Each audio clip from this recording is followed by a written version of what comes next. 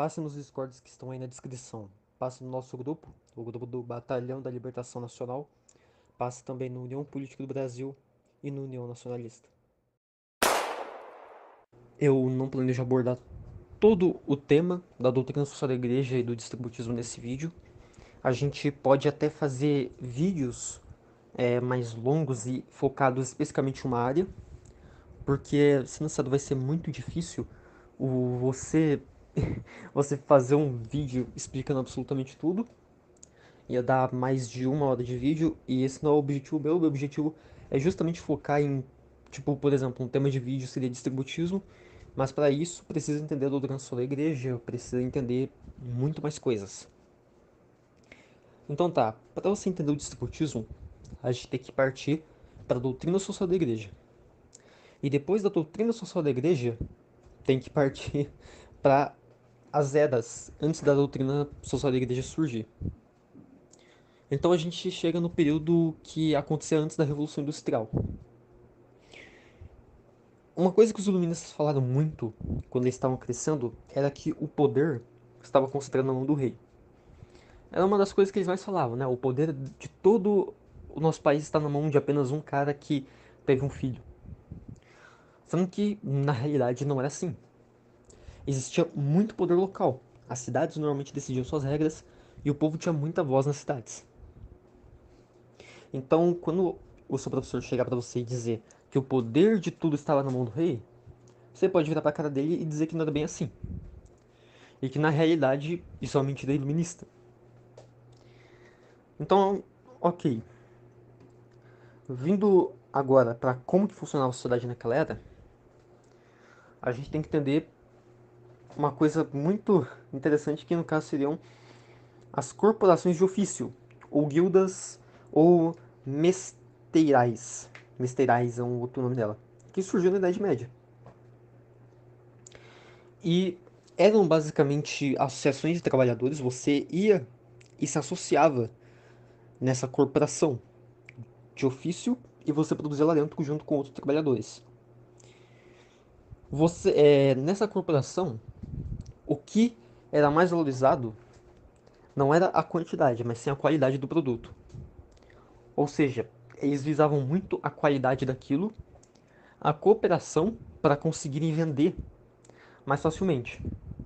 Existia a auxiliação dos trabalhadores nessas corporações de ofício, que eram muitas vezes artesanais, ou outras vezes eram corporações de ofício, no caso seriam guildas de campo.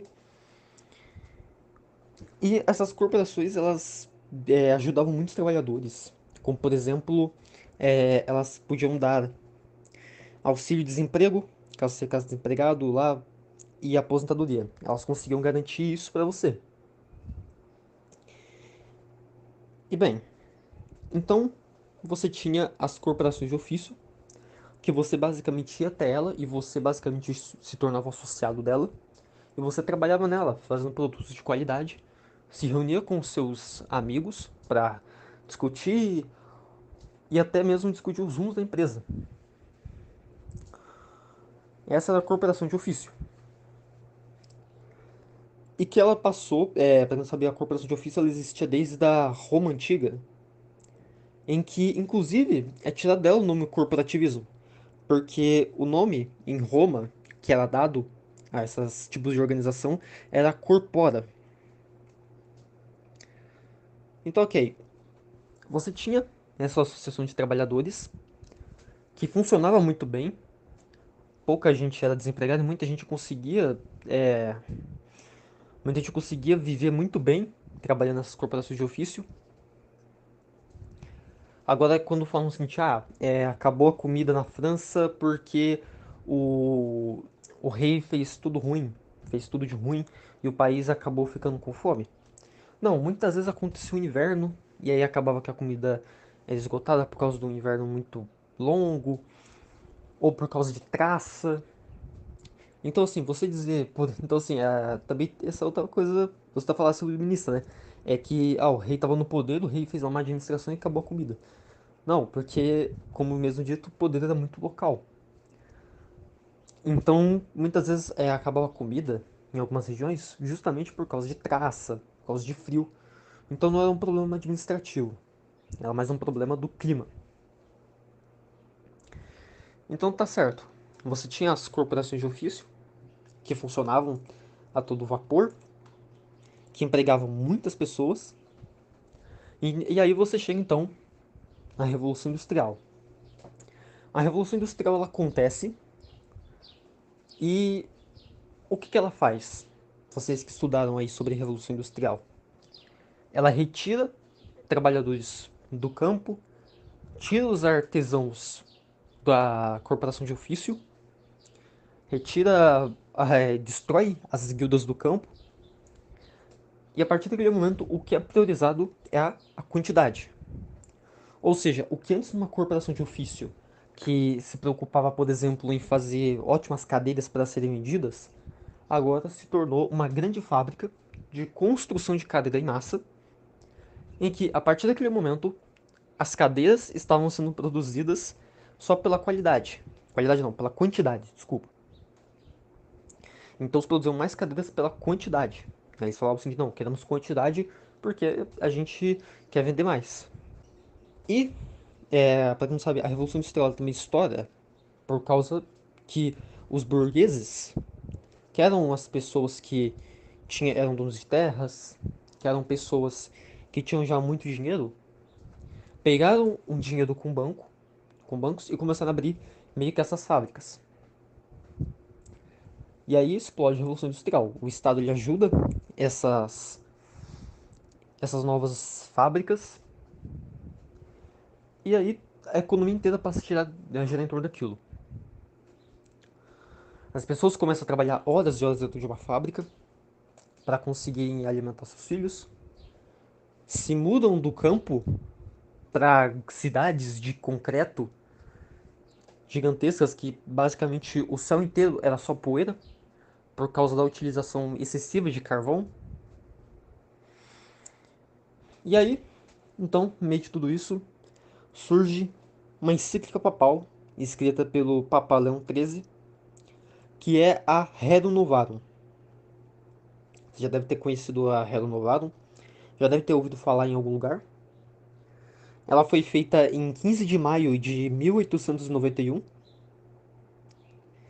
E a Rerum Novarum ela é algo muito interessante, porque ela também ela critica o capitalismo e critica também o socialismo existente, porque estava tendo essa onda do estava existindo essa onda do capitalismo.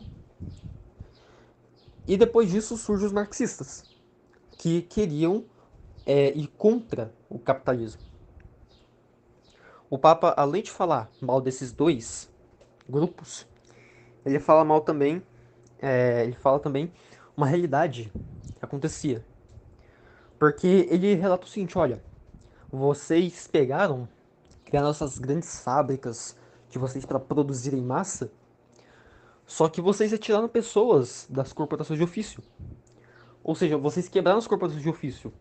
Ou seja, o que antes tinha uma qualidade de vida melhor, uma qualidade de trabalho melhor, que você trabalhava na corporação de ofício e você tinha a ajuda dos seus amigos, e você trabalhava você podia até trabalhar menos horas dentro delas, foi basicamente retirado. Eles abandonaram as corporações de ofício, quebraram elas e colocaram agora o trabalhador para trabalhar 15, 16 horas dentro de uma fábrica, para ganhar míseros centavos.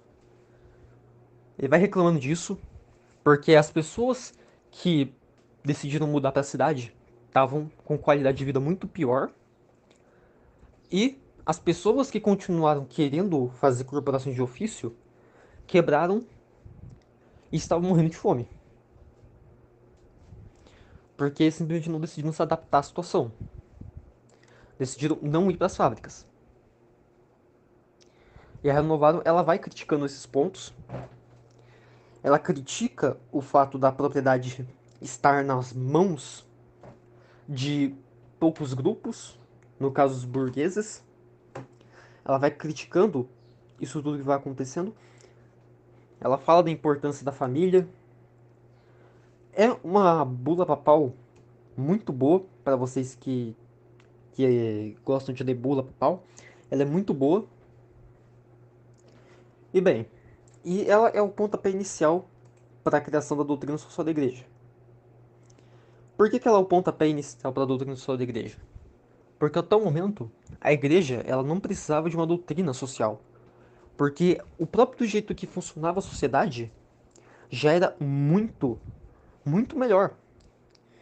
Era muito bom o jeito que funcionava a sociedade antigamente, porque a propriedade de privada dos meios de produção eram distribuídas. Ou seja, as pessoas tinham um campo de agricultura, as pessoas trabalhavam no campo e então não tinha um cara único que estava tomando conta de tudo. Existia as corporações de ofício que davam qualidades ótimas para o trabalhador. Então, a igreja não via necessidade na criação de uma doutrina social da igreja, porque justamente não via necessidade.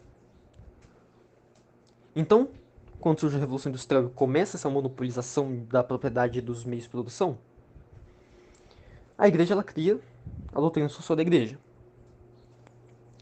Entre suas bases, no caso seus princípios de valores, tem a dignidade da pessoa humana como criatura de Deus, respeito à vida humana, princípio de associação, princípio de participação, princípio de solidariedade, princípio de subsidiariedade, princípio do bem comum, enfim, e vai tendo outros. Entre suas bases, temos a verdade, a liberdade e a justiça. A verdade, ela fala que o homem entende naturalmente a verdade e é obrigado a honrá-la e testemunhá-la. Você tem a liberdade. A liberdade, ela na Igreja Católica, ela tem um limite, que no caso seria o bem comum. Ele fala do bem comum. O bem comum, para quem não sabe, eu vou usar a definição aqui da Constituição Pastoral Gaudium et Spes, que no caso a definição do bem comum é o conjunto de condições da vida social que permitem tanto os grupos como a cada membro alcançar mais plena e facilmente a própria perfeição. Ele vai tendo outras, ele vai tendo mais desenvolvimento a partir daí. É só uma pequena tipo, definição mas muito resumida mesmo. Que ele vai explicando aqui nessa bula papal. Que ele vai falando do bem comum. E bem, você percebe também que na Revolução Industrial começa a surgir mais bulas papais. E bem, você vai percebendo que conforme o tempo vai passando, vai sendo escrito mais sobre a doutrina social da igreja. Porque o trabalho infantil, ele não era utilizado. Pessoas que falam, o filho vai ter que ajudar o pai a dar terra e não sei o quê. Isso acontecia quando a criança já estava adolescente. Então ela já aprende a trabalhar. Mas até o momento existia sim educação. E para quem fala que o povo não sabia o que se passava dentro da igreja, que não sabia a missa, porque a missa era em latim, a igreja ensinava latim nas catequeses. Ensinava a orar em latim. Então, a igreja ela vai criando mais bula papal e vai criando mais ideias para o bem comum. Como, por exemplo, é com os direitos trabalhistas. É muito engraçado ver pessoas dizendo que as leis trabalhistas nossas são inspiradas na Itália fascista. Porque as leis trabalhistas foram principalmente feitas pela Igreja Católica. Porque viram a necessidade de fazer ela. Porque até antigamente não existia necessidade de fazer uma, uma lei trabalhista. Porque não tinha esse modo de escravidão que a gente tem. O trabalho infantil não existia. A igreja prega contra o trabalho infantil. A igreja teve que fazer esse pregamento contra o trabalho infantil porque antigamente não existia. E aí passa a existir, com as fábricas tendo crianças. Então você vê que a Igreja Católica ela vai tendo que defender o povo. Ela vai tentando defender o povo o máximo possível. O trabalhador, o operário, ele vai ser defendido pela Igreja. O operário vai ser defendido pela Igreja porque a Igreja vê que esse modo moderno que temos de como administrar a economia, como esses modos que vão surgindo e as condições da vida do trabalhador vai piorando. A Igreja vai vendo isso e ela então decide mudar isso. Ela decide que vai ter que escrever bulas para o trabalhador. Muita gente não sabe que as leis trabalhistas foram formadas pela Igreja Católica. E a Igreja Católica ela sempre se preocupou muito com o trabalhador. Muito mesmo. Muito, ela se preocupa muito com a situação da população. E a igreja, então, ela fala, principalmente, uma das coisas que ela prega é você distribuir a propriedade do meio de produção. Ou seja, você distribuir a produção o máximo possível.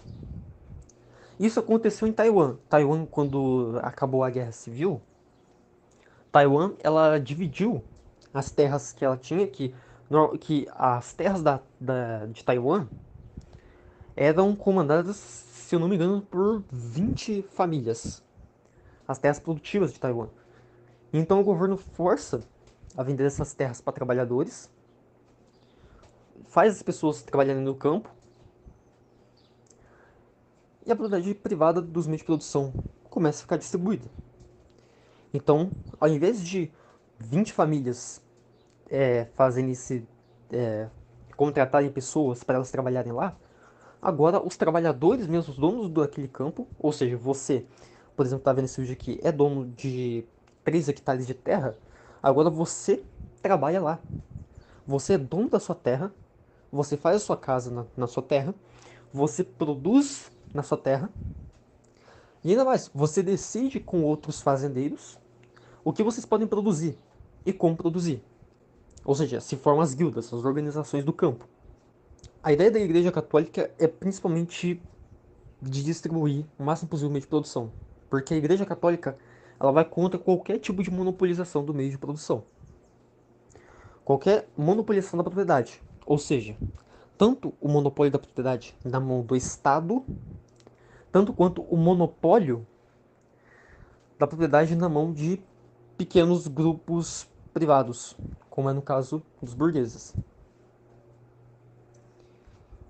Então tá, esse é o primeiro vídeo que eu tô explicando um pouco a doutrina social da igreja. Depois eu vou querer partir para conversar um pouco mais de distributismo, que provavelmente vai ser uma série de vídeos falando de cooperativismo. Eu vou ter que falar um pouco mais da história do Chesterton e do Belloc. Vou ter que falar como funciona a economia no distributismo, como que seria organizado. Mas eu vou tentar fazer o máximo de vídeo possível, conversando com vocês, sobre o distributismo, sobre a doutrina social da igreja. E quem sabe eu até não chame alguma pessoa para vir fazer um vídeo comigo e conversar um pouco mais sobre a doutrina social da igreja, conversar um pouco mais sobre distributismo e igreja católica. E bem, muito obrigado a todos que viram esse vídeo. Espero que tenham gostado e até mais. Falou!